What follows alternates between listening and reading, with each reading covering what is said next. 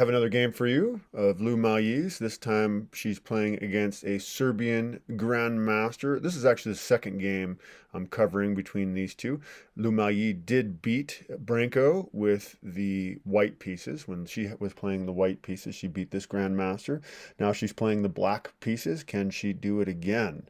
Branko, by the way, yeah, he's a grandmaster from Serbia. He's 61 years old in this game, and Miaoyi would have been 11 years old. This was played on Christmas Day. If you look here, Christmas Day last year. Let's go ahead and get into the game. Branko begins with the ready opening. Knight to f3, ready, R-E-T-I, named after Grandmaster Richard Reddy, one of the first ever people to receive the title of Grandmaster. And now Miaoyi, she's going with the Sicilian here. She plays pawn to c5, and Branko then plays pawn to c4.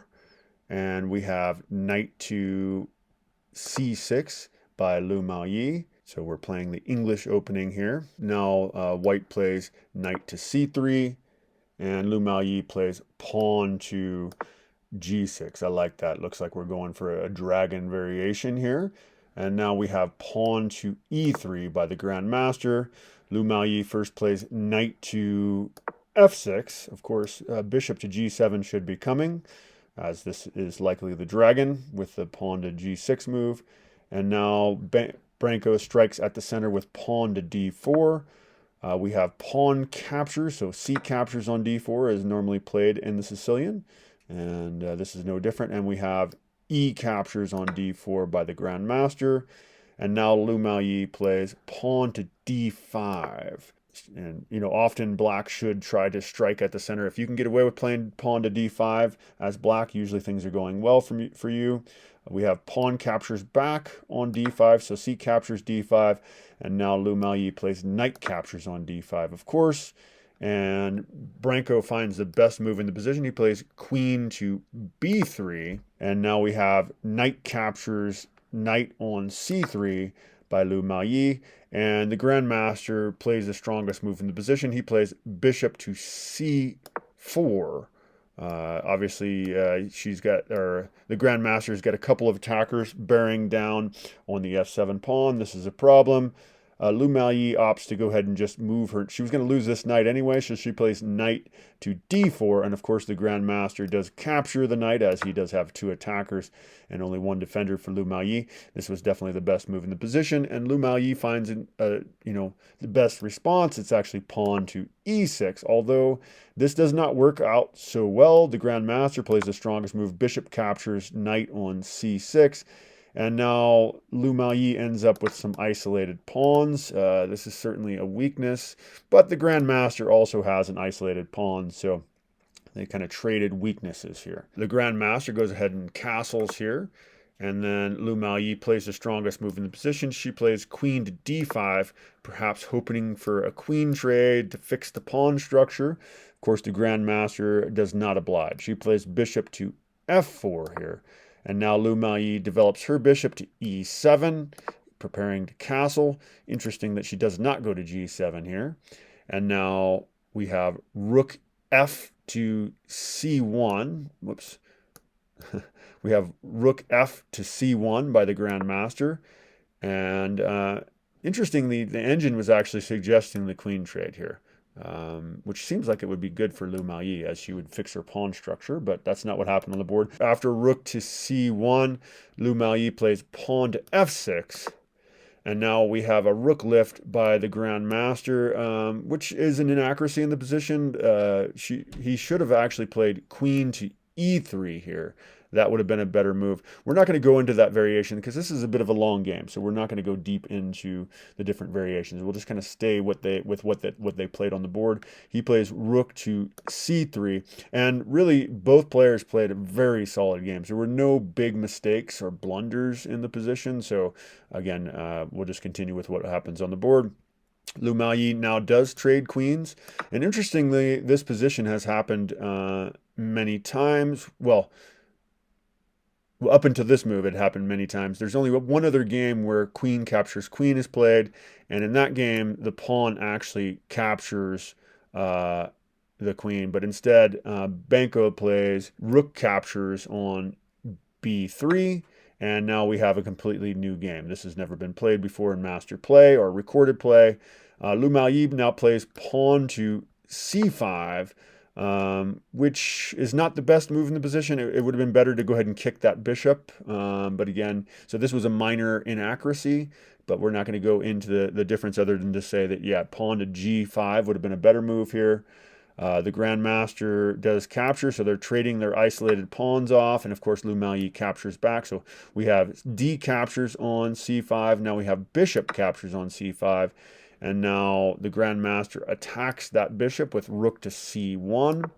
Lu Miaoyi moves her bishop back to b6, and actually it would have been probably better. So this is an inaccuracy. Bishop to b6 is an inaccuracy. She should have moved back here to e7 instead.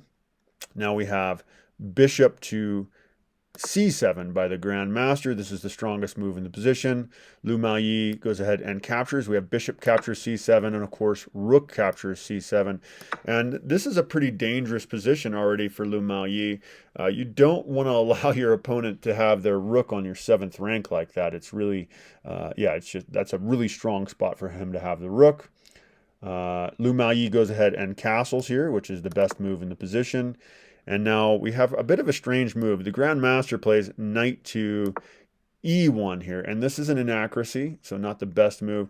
The engine suggesting just playing pawn to h4, starting some sort of an attack on, Lu Miaoyi's kind of extended pawn structure around her king. That castle's not ideal. Anyway, that's not what happened on the board, so like I said, we'll just continue. Lu Miaoyi plays rook to d8 here. Probably would have been better to try to force a trade of rooks, get that rook off of there. So a better move would have been rook to f7 here. So this was a minor inaccuracy by Lu Miaoyi, but we will continue. The grandmaster plays the strongest move in the position. He plays pawn to f4 here.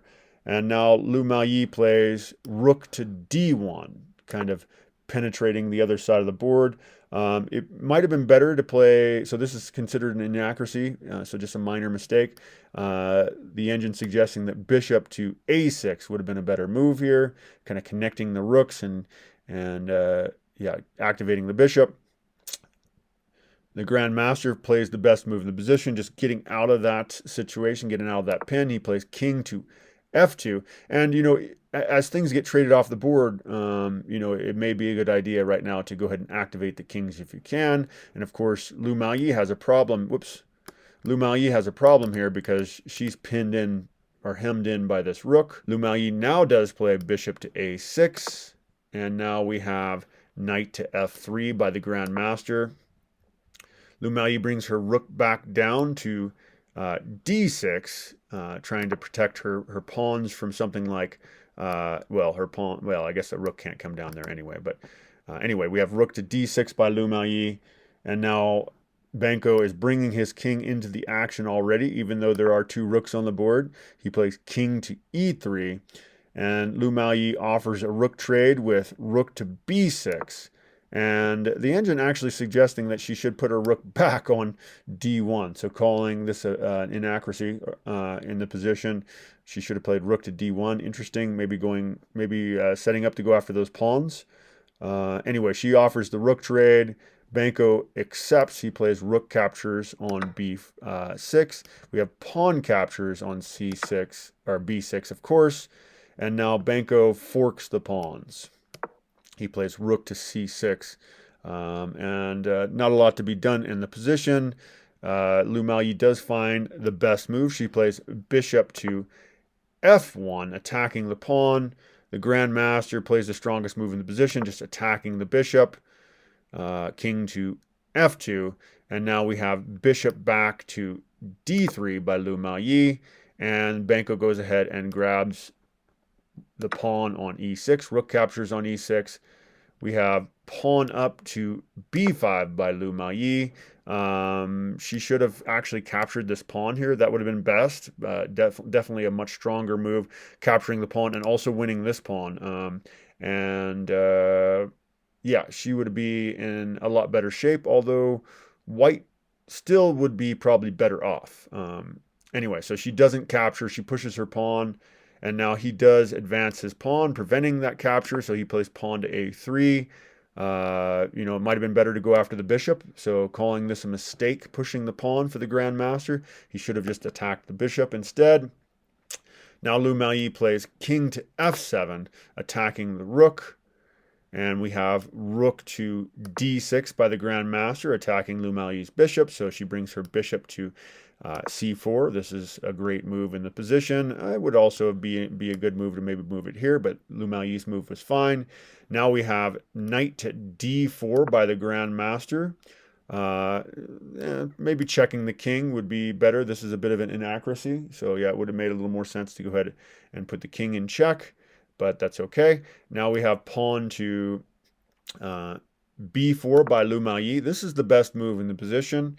And now Branko does play rook to d7. Lu Miaoyi now drops her king back to g8. So her king is even further out of the action. If things get traded off the board, you definitely want to have active kings. And so this is a bit of a problem. And the grandmaster does actually blunder here. He plays knight to c2. So there is a blunder on the board. And we will go ahead and look into why this is a blunder real quick. So he should have played rook to c7, but we're going to explore this blunder. So Lu Miaoyi should play pawn captures on a3. We'd have knight captures on a3, and then, you know, black should pull the bishop back to f7, then rook to d4. Black should play pawn to g5. We have knight back to b4 would be best for white, and then rook could come and attack the pawn. So rook to a2. White would be forced to defend with rook to b4, and then white could attack the knight with rook to a1. The knight would have to reposition to c3 here, and this would have been a better situation, or this is what Lu Miaoyi could do to kind of equalize the position. Not what happened on the board though, so we'll go ahead and get back into that. Okay, so yeah, the grandmaster does play knight to c2 here. And now Lu Miaoyi does capture on a3. So we have pawn captures a3. We have knight captures a3. And now Lu Miaoyi moves her bishop back to e6, instead attacking the rook. The rook jumps up to d2, defending the pawn. And now Lu Miaoyi lifts her rook to b4, attacking the f4 pawn. And so the grandmaster plays a strong move. He plays pawn to g3 here. Also king defending pawn might have even been better. Well, now Lu Miaoyi plays rook to b4, putting pressure on that pawn. We have knight back to b1 by the grandmaster, and now Lu Miaoyi plays the strongest move in the position. She activates her king to f7, and we have the best move in the position for the grandmaster, knight to c3, and now king to e7 by Lu Miaoyi, which is being called an inaccuracy. She should have maybe pushed the pawn to g5 once again. And now the grandmaster does find the strongest move in the position. He plays king to e3, and now we have pawn to f5 by Lu Miaoyi. Again, an inaccuracy. She probably should have pushed the h pawn to h5. That would have been slightly better. But okay, we have knight to e2 by the grandmaster, best move in the position, and Lu Miaoyi plays rook to e4 check, attacking the king, driving him back to f2. So, you know, kind of cutting off the king. Of course, Lu Miaoyi's king is having trouble getting into the game as well. Again, you do want to have your kings active in an endgame scenario like this, especially once the queens are off the board. And now Lu Miaoyi repositions her rook back to b4, rook b4 by Lu Miaoyi, and we have knight to d4 by the grandmaster. This is the best move in the position. You know, knights are better than bishops are better than knights in a game like this. So Lu Miaoyi wants to save her bishop. She plays bishop to d5. Could be a scary move, as the rook, you know, there could be discovered attacks on the bishop, but Lu Miaoyi, of course, calculate this. This is the best move. Bishop to d5 is the best move in the position. We have king to e3, which is the best move in the position for white. And now Lu Miaoyi plays king to d6. Again, just trying to get the kings activated. And now we have pawn to b3 by the grandmaster, and this is the best move in the position. And of course, you can't take the even though you have two attackers here, you can't take because of the discovered attack that would happen if bishop takes. You could like move the knight here, checking the king with the rook. So that's why you can't capture that pawn. So Miaoyi plays king to c5 here, and again, this is an inaccuracy. Rook back to b8 is suggested by the engine as being the best move. Again, the difference is not huge, so we'll just continue. Now we have the best move by the grandmaster. He plays rook to c2, and Miaoyi's king is driven back to d6. This is the best move she could have made. And now the grandmaster puts his rook on the open a file, so rook to a2, and Miaoyi now drops her rook back to b7, preventing any kind of attack by the rook here. And Branko now plays rook to a3, best move in the position. Miaoyi, trying to activate her king, moves it back to c5. And now we have king to d3 by the grandmaster, best move in the position. Miaoyi moves her rook back to e7 now. And now we have rook to a5 by the grandmaster, best move in the position, driving Miaoyi's king back once again to d6. And now we have pawn to b4 by the grandmaster. Miaoyi now plays rook back to e1 here. The engine saying bishop to e4 would be a better move. Rook e1 was an inaccuracy, but we will continue. We now have knight to b5 check, attacking the king, and Miaoyi finds the best move. She plays king to c6 here, attacking the knight, although it is well defended. Knight now back to c3 by the grandmaster, best move in the position. And now we do see bishop to e4, which is interesting. Yeah, I definitely would not have traded my bishop there, but he doesn't capture. He goes ahead and plays the best move in the position. He plays king to d4 now, and Miaoyi goes after the h pawn with rook to h1. Now Branko plays rook to a6.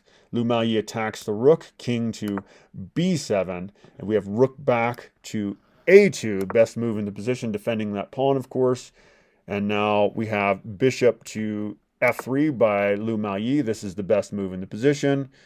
The grandmaster advances his hopeful b pawn to b5, and now we have king to b6 by Miaoyi, putting pressure on that pawn, although it is defended. So of course the king cannot capture a defended piece. And now we have rook to f2 by the grandmaster, attacking Miaoyi's bishop. She moves her bishop all the way back to b7 here, and now we have rook to e2 by the grandmaster, best move in the position. Miaoyi advances her h-pawn, worried about possibly something like this being a problem. So she plays pawn to h6, and now we have king to c4 by the grandmaster. Miaoyi attacks the rook with bishop to f3 now, and the grandmaster forks Miaoyi's king and pawn with rook to e6. And Miaoyi plays king to b7 now, and the grandmaster does pick up the g6 pawn. And now Miaoyi goes ahead and captures the h2 pawn. The grandmaster moves his knight to the rim over here on a4, which actually was the best move in the position. And now Miaoyi plays rook to c2 check, and the king moves over to b4, best move in the position for the grandmaster. Miaoyi plays the best move in the position now, saving her pawn by playing pawn to h5. And now the grandmaster puts Miaoyi in check with knight to c5. King has to move. Really the best square for him was c8. Miaoyi moves it there. So king c8. And now we have pawn to b6 by the grandmaster. Miaoyi repositions her bishop to d5. We have rook to f6 by the grandmaster, attacking the pawn. Miaoyi plays rook to c4 check. And of course, the king has to move, and actually Miaoyi resigns in this position. So what you can see that little crown, that means that white won. So Miaoyi resigned the game here. And maybe we can take a brief look into why that's the case. So the engine actually suggests that rook takes c5 is best. Just go ahead and take the knight, and you're of course losing by nearly 7 points, but that is the best move in the position. But maybe you don't want to lose your rook here. So you second best move would be king to d8, and yeah, we would just have rook to d6 check. Probably king e7 would be best here, but of course rook takes d5. And yeah, you probably want to save your rook back, but again, how are you going to stop this pawn? Really, we shouldn't have to go into this because, yeah, I mean, she's got, or the grandmaster's got an extra knight. There's ways that he could just move up the board here probably, and create a barrier with either his rook or his knight, just blocking the rook from being able to take the pawn. And even if the rook does take the pawn and is defended, yeah, then black would have two pawns versus a knight, a rook, and two pawns. So um, I usually advocate playing on to the bitter end, but it does make sense that Miaoyi did resign this game. So she beat him with the white pieces, and she lost to him when he was playing the white pieces. So that's kind of usually the way it goes. Well, it's definitely harder to win with the black pieces, so Miaoyi does lose this game. We all lose games. I'm sure she's reviewed this game and has learned from it. So anyway, thank you for joining me for that. Do check out the other game where she played against Branko here. When she played with the white pieces, she did win that one. That was a great game. But yeah, also let me know if there's any games you think I should cover. If there's any chess games that are going on, or maybe past chess games that you think were awesome, maybe mention that in the comments. I definitely read those comments, and I might go ahead and do that game. I'm trying to do 1 or 2 game reviews per day. I'm also going to be adding some tactics in. I have to redo the way that I do my tactics so they're more usable for you all. But anyway, thank you for joining me for that. Take care. Bye-bye.